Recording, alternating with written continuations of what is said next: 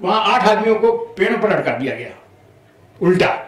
और कोई हिदायत थी कि कोई आगे नहीं बेचारे मरे तड़प तड़प के। ये कहीं इतिहास में है? ये देश इन नौटंकीबाजों से नहीं हुआ। इन्होंने तो जितना किया शहर के लोगों ने उससे ज्यादा दोहन कर लिया। वो जिस अंग्रेज को देखते थे सामने उसके ऊपर थूक देते थे, कहते तुम यहाँ ससुर क्या कर रहे हो हमारे मुल्क में, है ना। जैसे बरसात में बरसाती मेढक की टर टर, ऐसे हमारे शासन प्रशासन टर टर इस समय करते हैं 26 जनवरी 15 अगस्त। अब ये लालीपाप 15 अगस्त 26 जनवरी को पहचानते हैं कि मैं स्वतंत्रता सेनानी हूँ। उसके बाद पूरे साल हार पहना दिया, ताली बजाई, अखबारों में फोटो निकली, उसके बाद पूरे साल सन्नाटा कि ले ली आजादी बिना खड़क बिना ढाल। इसका मतलब क्या है कि हमने बड़े चौराहे पर खड़े होकर तालियां बजाई और उन तालियों की आवाज सुनकर अंग्रेज कानपुर कोतवाली छोड़कर भाग गए। यदि ऐसा है तो फिर उन क्रांतिकारियों की शहादत का क्या होगा जो अंडमान निकोबार में मर गए, पागल हो गए, उनकी शहादत का क्या होगा? चंद्रशेखर आजाद और भगत सिंह ऐसे क्रांतिकारियों की शहादत का क्या होगा? आजाद हिंद फौज के 26,000 सैनिक बर्मा के जंगलों में या तो भून दिए गए अंग्रेजों की गोलियों से या भूखों तड़प तड़प के मर गए, उनकी शहादत का क्या होगा? ये आपका जलियांवाला कांड, आपका चौरी चौरा कांड, ये सब क्या है? ये बिना खड़क बिना ढाल है। 2 शब्द हैं, एक फ्रीडम फाइटर और एक है पॉलिटिकल सफरर। तो सफरर तो हम ही लोग हुए। लकड़ी का पुल है, वो महिला रात को जाड़ों में टूटती, जबकि बहुत बड़े ऊंचे घर की वो बहू थी, वो वहां रात भर भिखारनी के रूप में बैठी रहती थी। क्यों? उसका काम यह था कि वो जितने क्रांतिकारी उधर इधर के गुजरते थे उनको संदेश देना पुलिस की गतिविधियों का। नमस्कार, मैं प्रखर श्रीवास्तव और आप देख रहे हैं जनमानस न्यूज। इस वक्त हमारे साथ मौजूद हैं कानपुर जनपद के एक ही बचे सबसे वरिष्ठ स्वतंत्रता सेनानी धर्म कुमार सिंह जी। धर्म कुमार सिंह जी, सबसे पहले तो बहुत बहुत स्वागत है आपका जनमानस न्यूज में। हम ये चाहेंगे कि हमारे दर्शक जो क्रांति पक्ष से, आंदोलनों के पक्ष से और स्वतंत्रता आंदोलनों के पक्ष से अनजान हैं, उनको आप ये बताएं कि आपका आज़ादी में और आज़ादी से पहले क्या योगदान रहा और किस तरीके से आज देश आपको स्वतंत्रता सेनानी के रूप में पहचानता है, जानता है। ऐसा है, हमारा पूरा परिवार स्वतंत्रता आंदोलन में सक्रिय था। हमारे पिताजी ठाकुर राम भरोसे सिंह, उन्होंने एक अंग्रेज पुलिस का मर्डर कर दिया था थाना रसूलाबाद कानपुर देहात में, और उसके बाद वो फरार हो गए थे। वो फरारी हालत में इधर उधर घूमते घामते छिपते छिपाते सागर मध्य प्रदेश में, जो सागर एक शहर है, वहां किसी तरह पहुंच गए। तो वहां जाकर के वो एक चर्च में जाकर के ही उन्होंने तमाम नाटक वाटक किया, बेहोश होकर गिर गए चर्च के आगे, जो भी जैसा है, क्योंकि इधर तो पुलिस उनके पीछे पड़ी हुई थी चारों तरफ। तो वहां वो कुछ दिन रहे। उसके बाद उस चर्च के पादरी को कुछ इन पर शक हुआ, तो ये वहां से भाग खड़े हुए। भागने के बाद इन्होंने साधु का वेश धारण कर लिया, और साधु का वेश धारण करके ये तीर्थों में इधर उधर विचरने लगे। इधर क्या था कि जब ये फरार हो गए और हमारे बाबा, हमारे चाचा, हमारी माँ, ये सब लोग जो है, इन पूरे परिवार को अंग्रेज पुलिस ने नजरबंद कर दिया उनकी फरारी की वजह से। और गतिविधियां भी थी, जैसे हमारे बाबा जो थे वो बैठते थे, बैठकें करते थे, वहां लोगों को बताते थे कि आज़ादी की लड़ाई क्या महत्व है और क्या होना, जो भी जैसी बातें हों। तो होता यह था कि जब पूरा परिवार हमारा नजरबंद हो गया, हम बच्चे जो 3-4 बच्चे थे 6 साल से लेकर 8-10 साल के बीच में, उनको नजरबंद नहीं किया गया। हम लोग अपना खेलते खाते थे, लेकिन करते ये थे कि वो घर में जो वातावरण था वो बिल्कुल आज़ादी का वातावरण था। चर्चाएं होती थी, नारेबाजी होती थी, बातचीत होती थी। तो हमको भी जो हमारी माता जी और हमारे बड़े चाचा और हमारे बाबा वगैरह बताते थे कि तुम लोग खेलते कूदते हो, नारे लगाया करो गली में, महात्मा गांधी की जय, सुभाष चंद्र बोस की जय, और अंग्रेज मुर्दाबाद, सब इस तरह। तो वो जो बताते थे वो हम लड़के लोग गली में, बड़ा आनंद आता था, हम गलियों में नारेबाजी करते थे। उसके बाद फिर वो पोस्टर बना के हमारी माता जी दिया करती थी कि तो हम पोस्टर को हम लोग चिपकाते थे दीवारों पर, यही जो नारे लगाते थे पोस्टर लिखा होता था। गांव का चौकीदार वो मना करता था कि ये सब मत कीजिए, पुलिस ने हमें कह रखा है कि आप ये सब नारेबाजी और ये पुलिस। तो वो ज्यादा जब वो करता था, हाथ पकड़ता था, फाड़ने की कोशिश करता था पोस्टर वगैरह को, तो हम उसके दांतों में, मतलब दांतों से उसके हाथ को काट लेते थे। हमें कम कम याद है, लेकिन जैसा लोग बताते हैं कि ऐसा हम लोग किया करते थे। अच्छा, और उस समय श्रीमती इंदिरा गांधी ने इन बच्चों के कार्यकलाप को, जो स्वतंत्रता आंदोलन से संबंधित जो योगदान बच्चे इस तरह से दिया करते थे, उन बच्चों को बानर सेना का रूप दिया, नाम रखा बानर सेना। बानर सेना में 6 साल से लेकर 10-11 साल के बच्चे, जो ये वो बड़े काम के बच्चे थे, ये काम तो बड़े बुजुर्ग नहीं कर सकते थे, क्योंकि उन पर तो शक था, पुलिस उनके पीछे घूमती थी, लेकिन हम लोगों पर शक नहीं होता था। हमारा सबसे बड़ा काम बानर सेना के बच्चों का ये था कि जो हमारे बुजुर्ग खेतों में छिपे रहते थे, जब पुलिस अटैक करती थी, आमतौर पर छापा मारती थी, तो पता लगता था कि पुलिस आ रही है, तो वो खेतों में छिप जाते थे और पुलिस तलाश में 1-2 दिन तक गांव में रहती थी। तो उनको खाना पहुंचाने का काम बानर सेना के बच्चों का था। लोटे में दाल सब्जी रोटी जो भी घर वालों बनाएंगे, या लोटा लेकर, गांव में तो उस समय लेटरिन जाते थे लोटे में, तो लोग समझते थे, चौकीदार भी समझता था कि ये बच्चे हैं, टैक्सी जा रहे हैं, लेकिन वो हम अपने परिवार के जो सदस्य छिप जाते थे, वहां रहते थे, उनको खाना पहुंचाते थे। दूसरे नारेबाजी करते थे, रैली निकालते थे, पोस्टर चिपका, ये तमाम गतिविधियां थी। लेकिन इन गतिविधियों के साथ साथ जब उग्रता बढ़ गई कि हम लोग उसको, चौकीदार को पत्थर फेंकने लगे, चौकीदार को दांत से काटने लगे, क्योंकि वो हाथ पकड़ता था, और 1-2 बार उसने मारने की कोशिश की हम लोगों को। तो जब ये रिपोर्ट ऊपर गई पुलिस को कि साहब ये लड़के तो खतरनाक हैं, ये कहना नहीं मानते और दांत से काटते हैं, पत्थर फेंकते हैं, तो ऊपर से आदेश आया कि इन बच्चों को भी परिवार के साथ नजरबंद कर लो। तो हम जो परिवार के 3-4 लड़के थे वो नजरबंद हो गए। तो अब सवाल यह है कि हम लोग कहते हैं ना कि 2 शब्द हैं, एक फ्रीडम फाइटर और एक है पॉलिटिकल सफरर। तो सफरर तो हम ही लोग हुए। फ्रीडम फाइटर, जो एक्टिव फ्रीडम फाइटर जो जेल चले गए, वो तो फिर भी बेहतर थे। क्यों कि वो वहां गए तो वहां तुमको रोटी सब्जी जो भी जैसा मुहैया होता हो खाने, लेकिन हम लोगों को तो वो भी नसीब नहीं, जो उम्र थी दूध वगैरह मिलने की, पानी, क्योंकि मोहल्ले के लोग, गांव के लोग अंग्रेजों की डर से कोई मदद भी नहीं कर सकते थे हम लोग। इस तरह से हम लोग जो है काफी दिनों तक नजरबंद रहे। पूरी नजरबंदी करीब 8-8.5 महीने की रही पूरे परिवार की। इसी दौरान में हुआ ये कि वो, चूंकि पुलिस वाले अक्सर थाने से आते थे और परिवार के लोगों को बाहर निकाल करके गाली गलौज मारपीट करना कि वो हम पता बताएं कि हमारे पिताजी कहाँ हैं। तो एक बार, जैसा कि लोग बताते हैं, हमें ढंग से याद नहीं है, कि एक दरोगा आया थाने से, और उस समय दरोगा लोग घोड़े पर चलते थे, लेकिन फुल पैंट नहीं पहनते थे, हाफ पैंट पहनते थे, नंगा पैर नीचे रहता था। तो घोड़े पर बैठे बैठे उसने हमारे बाबा को मारना बुलाया और मारना शुरू किया। तो मैं खड़ा होकर देख रहा था, मैं जंप किया और घोड़े के पास जाके उसके पैर में, यहाँ घुटने के नीचे काट लिया। इससे वो दिल मिला गया, उसने वही पैर खींच के हमारे मारा। तो हम नीचे गिर गए, वहां एक बहुत बड़ा पत्थर था, उस पर गिरे तो हमारा सर फट गया, खून बहने लगा और हम बेहोश हो गए। अब हाय तौबा मची, घर की औरतें आदमी सब रोने लगे।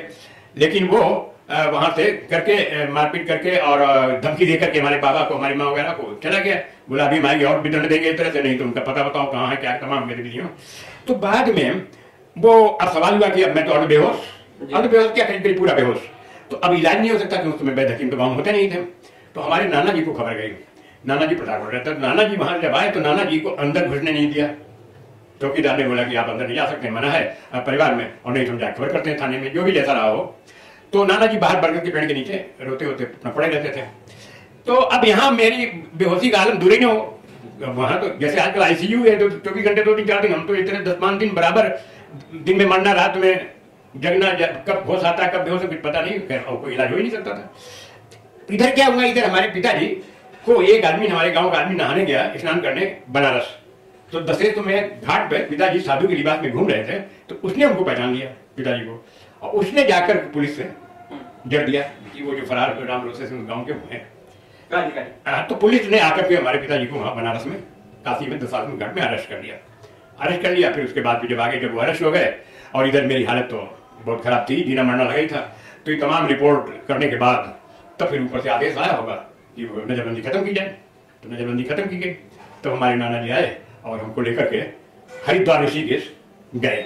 वहाँ जैसा हमने सुन रखा था, बड़े बड़े बैठ, बड़े बड़े वो लोग हैं इलाज के। करीब 2.5 साल तक हमारे नाना हरिद्वार ऋषिकेश में ही हमें लिए वो कहते हैं ना थोड़ा सा वो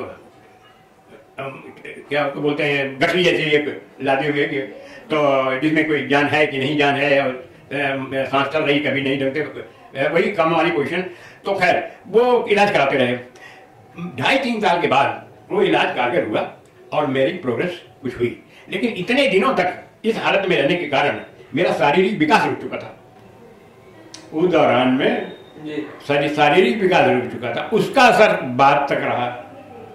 आप हमें चेहरे मोहरे से जो देख रहे हैं, जो हमारा शरीर, इसमें 3-4 साल और जोड़ दीजिए, हाँ, तब आपको रियल उम्र मालूम होगी कि हाँ ये इसकी उम्र है।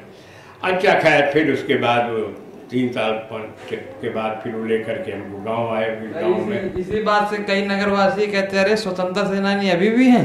हाँ वो लाजमी है। तो पहली बात तो कि हम तो बानर सेना के सदस्य के स्वतंत्रता सेनानी हैं, समझे। एक चीज लोगों को भ्रम होता, लोगों को शक होता, वो बात सही भी है भाई। जब तक पूरी कहानी पूरा किस्सा ना आदमी को पूरा इतिहास मालूम हो तो हम तो यही होता कि अब तो इस उम्र में खैर तो एक तो वो उम्र कम थी और दूसरे ये हमारा जो शारीरिक विकास रुका रहा, इसका भी असर।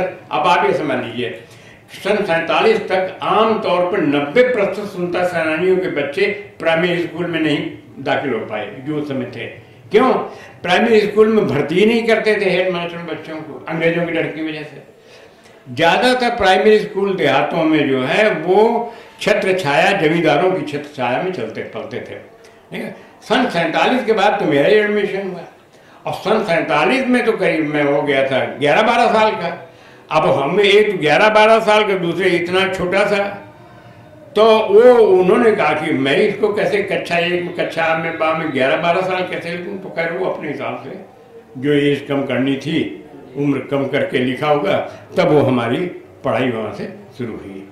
तो अब इस हमारे योगदान को ये तो सभी जानते हैं, सुप्रीम कोर्ट ने भी रूलिंग दी, हाई कोर्ट ने भी, कि भाई इनकी उम्र नहीं, इनका योगदान देखिए, डायरेक्ट या इनडायरेक्ट इनका क्या योगदान रहा और ये सफरर हैं कि नहीं है। सफरर तो हैं। सेंट्रल गवर्नमेंट और स्टेट गवर्नमेंट के नॉर्म्स में टर्म्स कंडीशंस में ये अंतर है कि सेंट्रल गवर्नमेंट कहती है उस समय 42 के आंदोलन में 16 साल की उम्र होनी चाहिए कम से कम। स्टेट गवर्नमेंट कहती नहीं, उम्र का कोई बात नहीं, यदि वो सफरर है चाहे 2 साल का हो, 4 साल का हो, यहाँ तक कि 2 घंटे का भी यदि कोई बच्चा है वो भी स्वतंत्रता सेनानी डिक्लेयर हुआ। कैसे? कि जिनकी माँ जेल में थी स्वतंत्रता आंदोलन के चलते और बच्चा वहां पैदा हुआ जेल में 2 घंटे पहले, तो वो पॉलिटिकल सफरर माना गया और फ्रीडम फाइटर डिक्लेयर किया गया।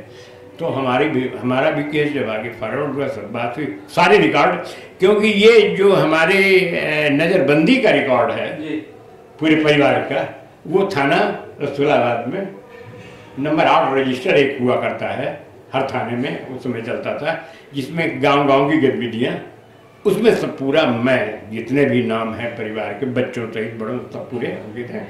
तो उस सन 42 की रिपोर्ट जो अंकित है थाना रसूलाबाद, उसके आधार पर फिर हमको भी स्टेट गवर्नमेंट ने तो रिजेक्ट कर दिया, स्टेट गवर्नमेंट ने हमको फ्रीडम फाइटर के रूप में मान्यता दी। इस मान्यता जो दी जाती है क्रांतिकारियों को, राज्य सरकार हो या भारत सरकार हो, इसका क्या फायदा रहता है क्रांतिकारियों के, स्वतंत्रता सेनानियों के परिवार को, इसके बारे में बताएं। नहीं, फायदा तो यही है कि पहली बात तो ये आर्थिक फायदा है, पेंशन शुरू में तो ऐसे ही थी 10-12 रुपए 40 रुपए, उसके बाद बढ़ते बढ़ते अब तो हो गई, यही सबसे बड़ा फायदा।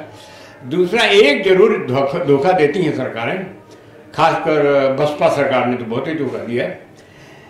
पहले 5% का रिजर्वेशन था सेनानी परिवारों के उत्तराधिकारियों आश्रितों को, चाहे एक कॉलेज में एडमिशन का हो, चाहे नौकरी का रिजर्वेशन, लेकिन धीरे धीरे उसको हटा के 3% कर दिया गया और 3% रिजर्वेशन में भी भूतपूर्व सैनिक और डिसेबल्ड अपंग लोगों को भी उसमें जोड़ दिया गया। तो अब 1% आया सेनानी उत्तराधिकारियों के हिस्से में, वो भी भ्रष्टाचार के चलते वो भी नहीं मिले। भाई भ्रष्टाचार तो बहुत ओपन चला, सेना ऐसे है कि सेनानी उत्तराधिकारियों को जो मिलना चाहिए 1% तो मिलना चाहिए था मेरिट लिस्ट में, लेकिन नहीं, वहाँ भी भ्रष्टाचार के चलते उन्हीं को मिला जिनकी आर्थिक पहुंच अच्छी थी या राजनीतिक पहुंच अच्छी थी। तो वो भी उसका तो कहीं कुछ नहीं है। प्रैक्टिकल और तारीफ ये देखिए, एक यहाँ पर महिला हैं, बहुत उनकी महिला हैं, ध्यान नहीं आता, उनके 2 लड़के हैं। वो महिला इतने महान क्रांतिकारी और ड्यूटी थी कि लखनऊ में क्रॉसिंग में, जो कानपुर से लखनऊ रेलवे लाइन गई है, मोती मोहाल क्रॉसिंग में एक उसका नाम है पुल का काठ का पुल, लकड़ी का पुल है।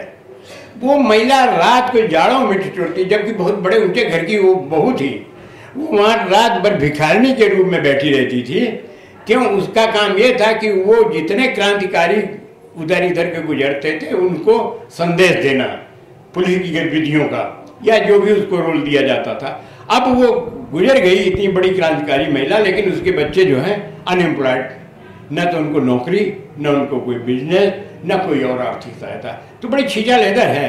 खाली वो चंद पैसे दे करके पेंशन के रूप में सरकारों ने अपना, अब ये ड्रामा जो चल रहा है ये क्या है? महोत्सव, अमृत महोत्सव। ये तो खैर वैसे ये चीज़ अच्छी है, क्योंकि प्रधानमंत्री नरेंद्र मोदी ने के काल में सब चल रहा, तो पहले तो बेहतर यही है।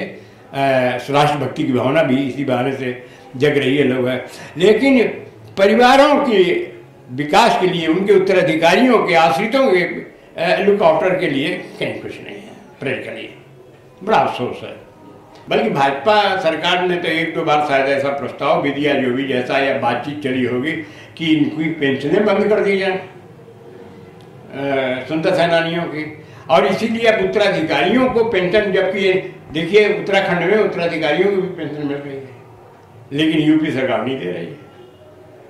भाई एक बात बताइए, सफर तो भी है ना जी, बच्चे सफर नहीं है, या न उन्हें प्रॉपर फीडिंग हुई, न इन्हें प्रॉपर एजुकेशन मिली है, न आज भी वो अनएम्प्लॉयड, और तो उनको सफर के रूप में माने थोड़ी बहुत आर्थिक सहायता पे। अब देखिए स्वतंत्रता सेनानी तो कहीं रहे नहीं, ऐसा भी नहीं सरकारें कह सकती हैं हमारे पास फंड नहीं है जी। अब तो स्वतंत्रता सेनानी तो सब गुजर गए, 1 या 2% रहे हैं, तो अब वही फंड का कुछ हिस्सा आप उत्तराधिकारियों को पेंशन के रूप में दीजिए, उनकी दशा सुधरे, और रिजर्वेशन मेंटेन कीजिए, 5% नहीं तो 3% प्योरली केवल उत्तराधिकारियों को दिया जाए। एक सपा सरकार में स्वतंत्रता संग्राम सेनानी कल्याण परिषद भी एक्टिव हुआ करता था। बना तो वो इंदिरा गांधी के कार्यकाल में था, बनाया गया था, लेकिन वो एक्टिव रहा करता था। पिछले 7 सालों से उसमें कोई भी एक्टिविटी नहीं है। उसमें जो 3-3 साल में चुनाव होते थे, एक उसका जो हमारे रिकॉर्ड में है, उसमें हमें लोगों ने बताया कि उसमें अब कोई भी न नियुक्ति हो रही है, ना उसको पूरी तरीके से समाप्त किया गया, मतलब ना खत्म है, ना कोई पुनर्गठन है। सरकार ने उसका ड्राफ्ट बनाया था, नोटिफिकेशन भी दिया था, लेकिन प्रैक्टिकली आगे कुछ नहीं हुआ। उसमें डीएम को पदेन क्या कुछ अध्यक्ष या जो कुछ माना था, और एक स्वतंत्रता सेनानी, 3 स्वतंत्रता सेनानी उसके मेंबर, उत्तराधिकारी नहीं मतलब था कि गठन का था, नोटिफिकेशन हुआ था। लेकिन चर्चा हुई, और आप कहते हैं चुनाव नहीं होता, तो चुनाव क्या हो जब वो गठन ही नहीं हुआ, वो अस्तित्व में ही नहीं आया, तो टाटा फिक्स हो गया, कहीं कुछ नहीं हुआ। तो ये तो है प्रैक्टिकली बेटे, कहीं कुछ नहीं हो रहा है।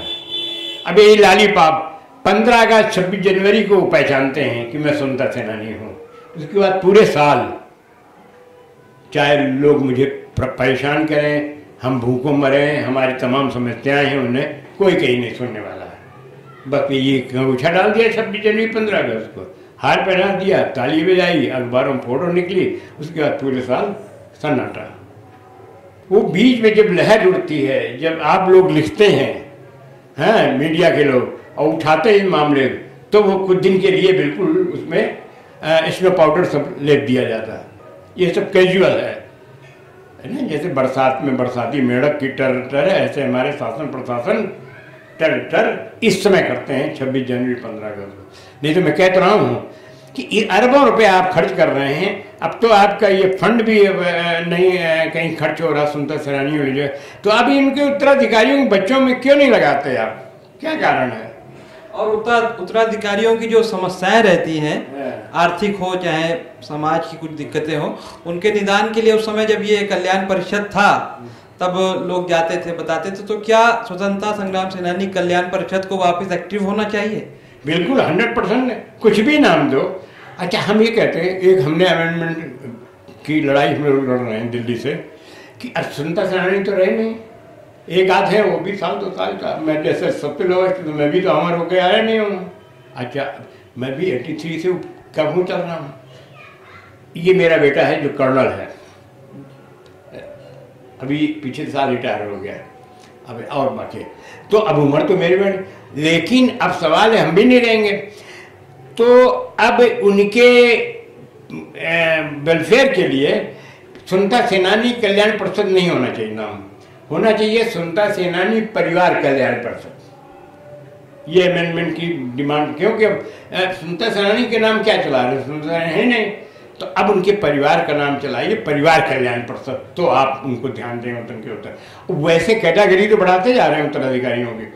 पहले लड़का था, अब उत्तराधिकारियों में नाती भी कर दिया है, लड़की को भी कर दिया, लड़की के भी बच्चों को उत्तराधिकारी कर दिया। करने के तो आप 10 पीढ़ी उत्तराधिकारी घोषित करते चले जा रहे हैं और फायदा किसी को नहीं पहुंचा रहे हैं। क्या फायदा ये कागजी लिखा पड़ी और ये सब करके। ऐसी कोई बात जो रह गई हो इस साक्षात्कार के दौरान और आप कहना चाहें जनमानस?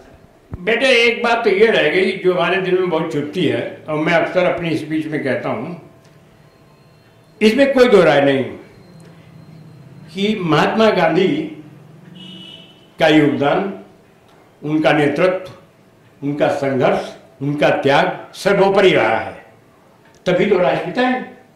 लेकिन किसी कवि ने चापलूसी की हद कर दी जब ये लिख दिया कि ले ली उन्होंने आजादी बिना खड़क बिना ढाल।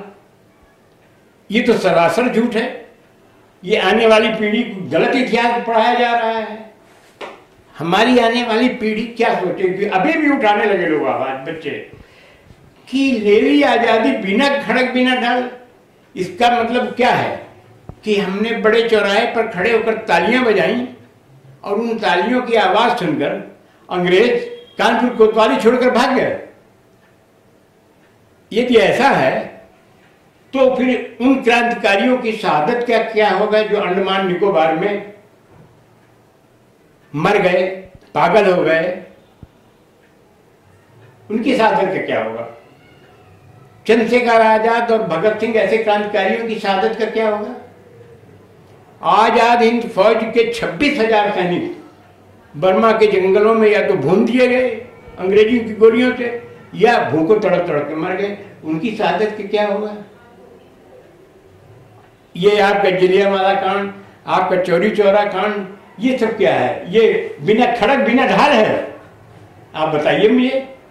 तो ये लाइन हटनी चाहिए, इससे गलत संदेश जा रहा है। अभी भी हमारी नातिन आई थी, अब तो जज हो गई, ये छोटी वाली है हरदोई में सबसे, वो एक बार ये इस पर डिस्कस कर रही थी, कहीं क्या आप लोगों ने किया? कुछ तो नहीं किया, वो तो गांधी जी ताली बजाए कि आज़ादी मिल गई है। अब तुम क्या कहते हो? ये कहीं ये गोली लगी, वो मजाक कर रही थी।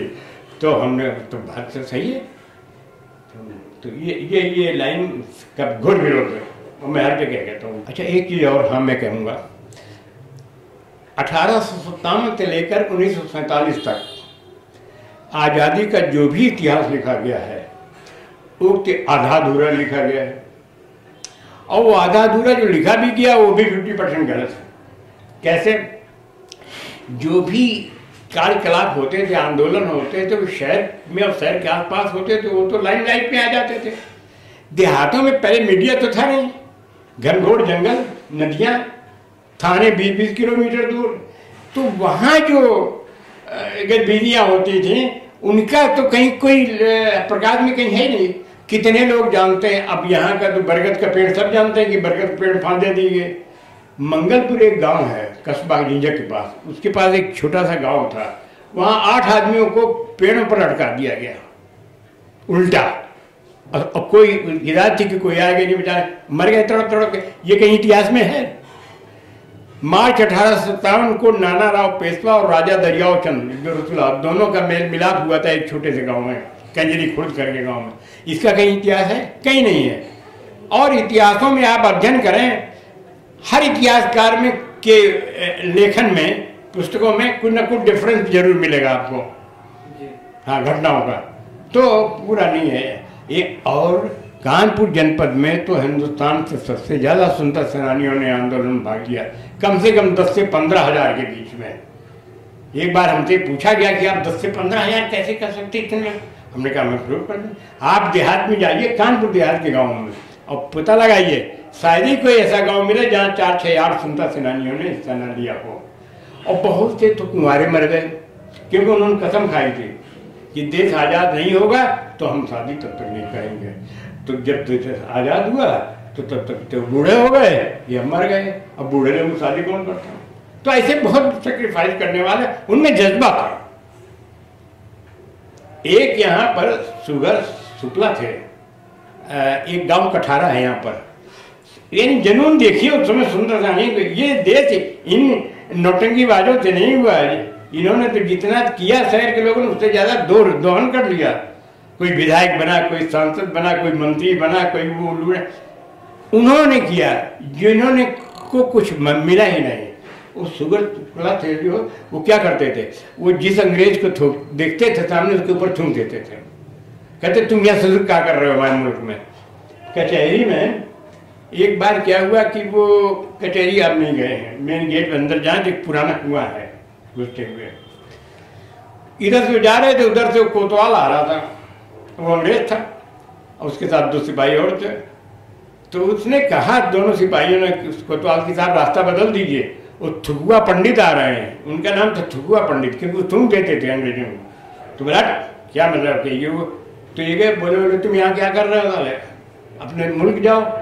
तो उसने इनको एक बेद मार दिया तो इन्होंने उसको थूक दिया। और जब थूक दिया तो वो गुस्सा कोतवाल, अंग्रेज कोतवाल, उसने रस्सी मंगवाई, इनके पैर बांध के इनको उल्टा टांग दिया और वो कुएं के नीचे छोड़ता गया और वो चिल्लाते रहे, गाली देते रहे। तब जब काफी नीचे छोड़ दिया तब तक आसपास जो दूसरे स्वतंत्रता सेनानी थे, कांग्रेसी थे, उनको मालूम हुआ, बड़े दिग्गज वहाँ कांग्रेसी आसपास रहते, वो दौड़े इनको बचाने के लिए। तो उन्होंने फिर खैर करके उन्होंने उनको निकलवाया। अब जब निकल के बाहर आए, बेहोश हुए थोड़ा, फिर जब होश में आए और जब देखा वो फिर खड़ा तो फिर उसको फिर थूक दिया। ये जुनून कहलाता है। ऐसे जुनूनों की वजह से देश आज़ाद हुआ। और ये कह देना कि आज़ादी मिल गई इससे और उससे और चरखा काटने तो फलाने, वो ड्रामा सब अलग चीज है। आज क्रांतिकारियों की शहादत न होती तो बेटे अभी आज़ादी 10, 15, 20 साल नहीं मिलने वाली थी, यह समझ लीजिए।